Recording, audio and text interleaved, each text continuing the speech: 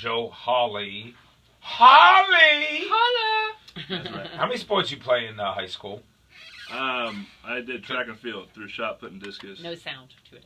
Because I was reading about you, and you were not just a football guy. Discus and shot put, shot. and I did soccer and baseball growing up, and I was terrible.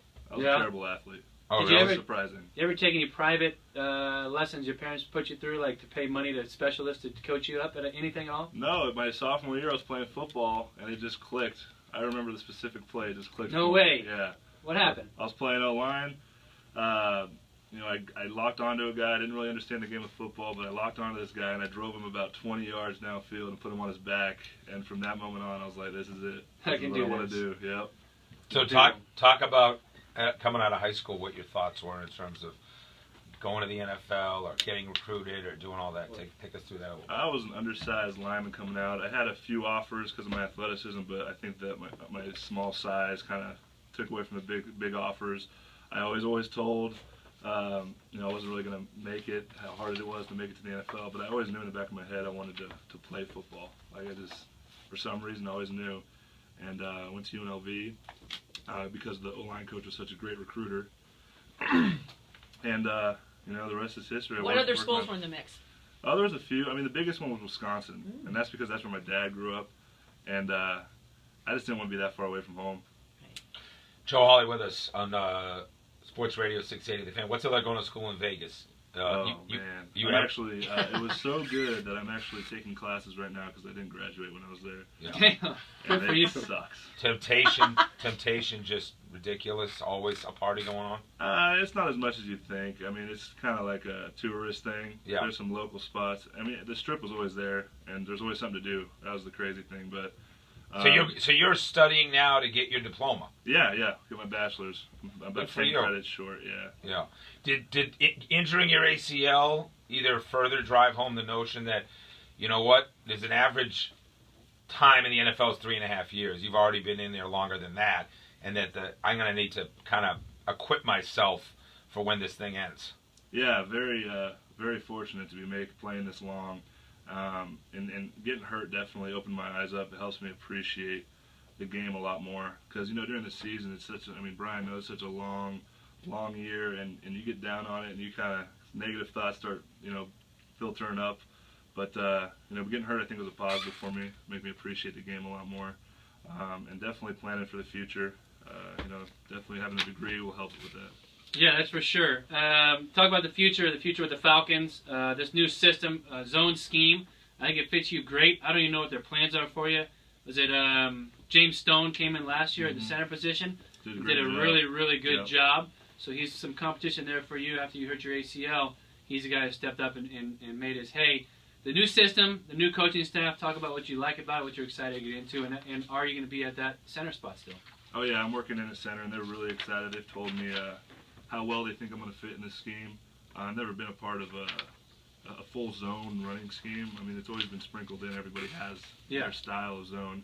But the way Kyle Shanahan, our offensive coordinator, attacks the perimeter, and these running backs, usually they're trying to cut, run to the sideline and then find a home cut. He's literally trying to circle the defense. And I think it's really going to put some stress on the defense and help us out. And the way our passing game complements it, I think it's going to be really big. The play action pass coupled with what they can do in this zone run scheme is going to be phenomenal. Matt Ryan, you will see his athleticism, I think, come out this year. Yeah. He's a pretty good athlete. He doesn't have he's not a speedster by any means. No. Doesn't have the Puts a foot helmet speed, on. but he can play. He plays hoops, and he's a great golfer, good baseball player, all that stuff. Absolutely. Which you don't see as much of. How you're undersized offensive lineman, you're undersized center. Who are some of the monsters at the nose position you've had to go up against? Or early days in the league, were you ever like, dude, these guys are just mammoth. Like, what's going on here? The biggest guy is probably Paul Soliai. I have to go against him during training camp every day. Yeah. And he's massive. That just as a small center, you got to learn how to use your speed and quickness. And you're never going to blow a guy off the ball, but you're going to be able to reach him and use the defensive guys have gap integrity, and you got to use that against them. If you overreach them on a zone, kind of get them moving, and then shot put them out. I've learned a lot from Todd McClure, our center that retired a few years back, and he taught me a lot about that. that system itself, and I don't know if it'll be the same, but when Alex Gibbs was here running it, you talk about cutting dudes' knees out on the defensive side of the football, linebackers and backside defensive ends and D tackles. They hated playing the Atlanta Falcons back in 04, 5, and 6 because their knees were going to be banged up, and there's a good chance somebody's going to roll out of the game. Same type of deal, cutting guys downfield? Yeah, I mean, always on the backside of an outside zone run scheme, you want to cut the guys down. It creates a lot more space for the running backs to find holes. The rule changes kind of deter that because you can't cut a guy and roll into him anymore. There's been too many injuries, and I understand that. So now instead of cutting and rolling, you can't do that anymore? You kind of got to cut and lay on your almost belly? like a belly flop, and it's really kind of a lot harder to do. I mean, rolling's kind of a natural thing. Yeah. And so I kind of try to stay away from them because that'll cost you a lot of money if yes, it will. You get a flag for that. Joe Hawley with us live in studio on Sports Radio 680 The Fan. Give me something that's tangible about the coaching staff's difference, because it's very cliched to say it's a new message and we love the new energy and these guys are approaching it, But is there anything just that's really different about your previous offensive line coach and your previous interaction that's different about this regime? I mean, it's really hard to tell at this point. We've only had 2 weeks together, and it's been in the meeting rooms, so I haven't been out on the field yet. But Dan Quinn brought in coaches that are teachers, and they teach the game technique. They're not real, rah-rah motivator guys, but they're guys that can teach what they want to have on the field. And I've noticed that they're very understanding and trying to learn how you learn. And that's kind of this process we're going through now, is kind of figure out how the players learn so they can get the best out of them. What kind of dude is Mike Tyson last year? Oh my gosh, I loved Mike Tyson. He I thought was the most engaging, maybe even more than Brian Cox in Hard Knocks. Yeah, just he his did personality. He did a lot with their offensive line. So what's different about a guy like that? Talk about Mike Tyson. He just, as a player, he gets it. You trust him and respect his opinion because he played for so long. He's coached at so many different positions. He's been a head coach, offensive coordinator, offensive line coach, and he gets it. He's not going to be a guy. He knows that the other players are good too, and so if you get beat, he's not going to try and find a way you could have done better. Sometimes you just get beat, and he understands that. And you want to play hard for a guy like that, and know that you're not stressed out the whole time. I can't make any mistakes, but just go out there and play hard. And he's going to, be excited for you. Joe Hawley with us, live in studio on Sports Radio 680 The Fan. Matt Ryan, your relationship with him, obviously having that connection, which we've heard Matt talk about you quite a bit. What is important about that connection between your center and your quarterback? I mean, it's huge. He's got to trust me to get the other guys on the offensive line on the same page as him. And I think we think the same way. When it comes to looking at a defense, which makes it very easy when you only have a certain amount of time, a very small window to get everybody on the same page, especially if the defense is adjusting or they start safety rotation, whatever it might be. But we definitely think the same way, and we look at the big picture, not just, I don't look at just what the offensive line does. I try to learn the general, what the offense is doing, and he's the same way. He's got to. Yeah, if you can do that in any sport, really, but specifically football, and know the scheme and understand what the general concept of the entire play, then you can stick around for a long, long time and understand what you're trying to do as a whole, as opposed to just your one little job. You know that you just want to do your job, do it the right way. But if you understand that your guard is going to pull around the tackle and tackle's blocking down, you got a little bit more time to get to wherever you need to get to. So you got to understand the whole system, which is great for a center. Yep. Hey, you're living with Mike Johnson? Yeah, that's my boy. And you're living over there in Buckhead, right? Yep. All right. Now, he still doesn't have a team. He's still waiting, probably after the draft kind of guy, as far as getting picked up by I think he's got a few workouts going out there. That's what I'm talking about. I don't know if I'm allowed to say. Yeah, just go ahead, throw him out there. I mean, it's not like breaking news on Mike Johnson workout. No offense to Mike Johnson, but I don't think we're going to be on NFL.com that he's working out with the Jaguars. I just don't know if he would want me to say anything. So we're not going to talk about that then. Let me talk about something else, which is what's the meal bill like in that house? What do you guys do for dinner on a regular basis? Are you going out to dinner? Are you guys dining together? I mean, you're 300-pound guys, right? Yeah. So what's that look like? Do you go shopping? Am I going to see you at Costco, Brookhaven? Shopping for the week? What goes on? They know us at the local Publix, I guess you could say. Right. There was a point where we went hunting probably 3 months ago together, and it was my first time, but we killed a couple deer. Yeah. And so our freezer was stacked full of deer meat, and so we would barbecue, use the back straps, make tenderloins, make all different types of venison recipes, and it was good for a while, but we're pretty much through that. Are you making side dishes too, or Side dish, trying to keep it healthy. You are. So Yeah. you're telling me even a couple of guys like you are still trying to eat clean enough, right? I mean, Yeah, you got to take care of your body. I mean, especially we're getting not, older, but Right. towards the in football wise, we're getting older. I mean, So nobody's ordering pizzas? I mean, every you once in talked a to while. Mike. you Did you eat guys pizza. talk to Mike about pizza? No, talk to me about pizza, He dude. loves pizza. So how many nights a week is Johnson doing If I pizza? mention pizza, he cannot say. He's like, "Dude, let's do something healthy, man." I'm like, "All right, what about pizza though?" And he's like, "No." I mean, yeah. You can't help Next it. thing you know, there's a pizza order, and it's Or about two. a $50 pizza order. Oh, for people. What's your pizza spot? Where are you ordering from? Domino's. Domino's your spot? Yeah. You know they don't call it pizza anymore. Big breaking news. Domino's. Just Domino's. Just Domino's. Dumping the pizza line because they want all that other stuff. Hey, whoever took their rebranding, it did a great job Right. because they used to, kind of be mid-tier. They're definitely doing Top well. notch. Top Really? notch. Top-notch pizza. They did a great job. Are you a good cook? No, not really. Are Is you Michael a good cook? I mean, we're probably kind of the same. Yeah. Are you single, both of you? I have a girlfriend actually. Right. What? Yeah. Where does she Yeah. Where does she live? She lives in Midtown. Oh, so she's in Atlanta. Yeah. All right. Does she stay over? What are the rules at the house about all that? Oh yeah. She's there a lot. Might get kind of upset and jealous sometimes. All right. This is important stuff. Look, how many times did I talk about the zone blocking scheme? That's right. I want to get your take on, because when I used to play, I used to look at the schedule as soon as it came out, be up on the big board in the weight room, and you kind of look at it as you go in there and lift every single morning. You're like, all right, we got Baltimore in week 2.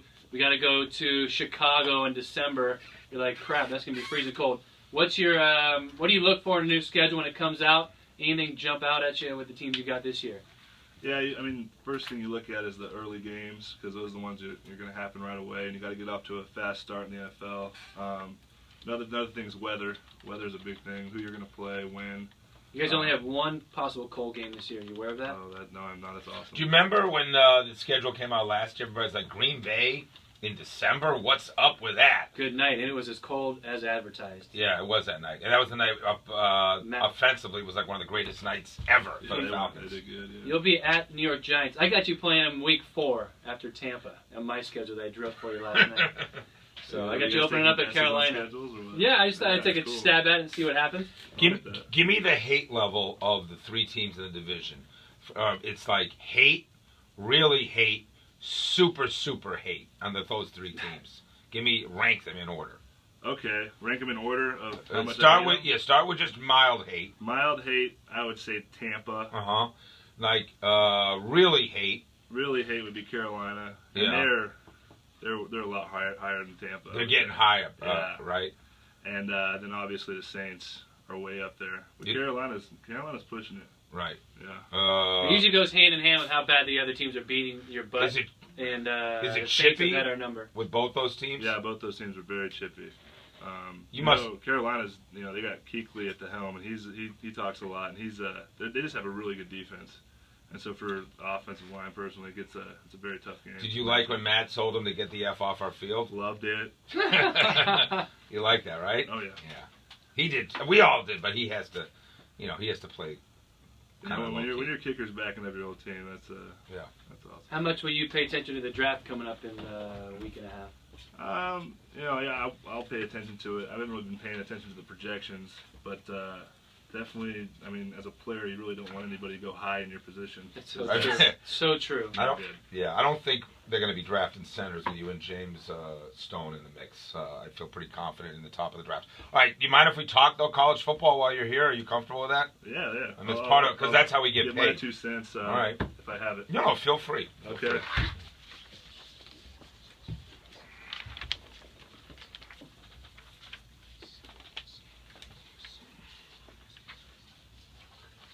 Joe, I'm curious when you got down south and the level of kind of a cult following college football is as opposed to UNLV. Oh, it's crazy. It's out of control. You been to an SEC game ever? No, I went to Alabama spring game a few years ago with Mike.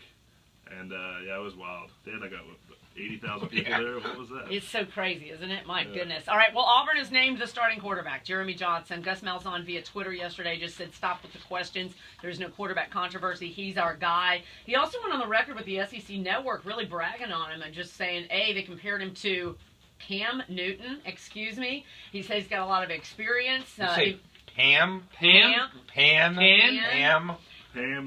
Even though he's been the backup, he has as much experience as anyone with practice and game snaps. I thought he did a good job today, referring to the spring game. High expectations for him.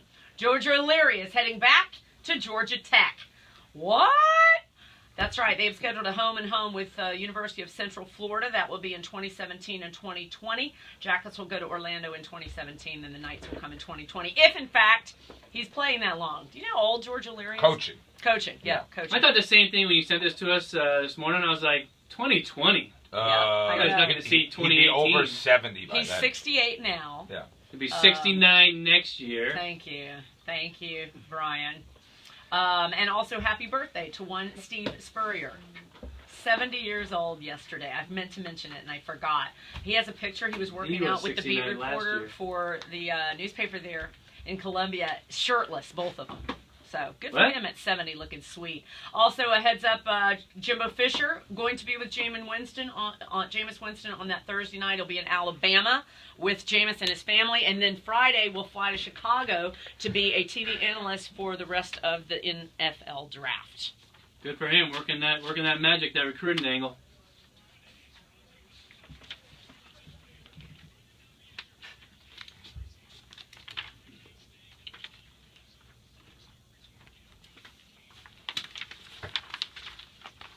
Hey, Draft Academy is on tonight, ESPN 7 o'clock. It is such a great show.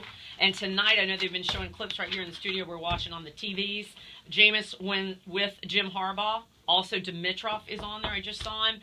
The Todd Gurley, where they follow Todd around. I think you guys will really love it. Also, Sports Addiction proud to announce that he will be signing autographs. Todd Gurley signing autographs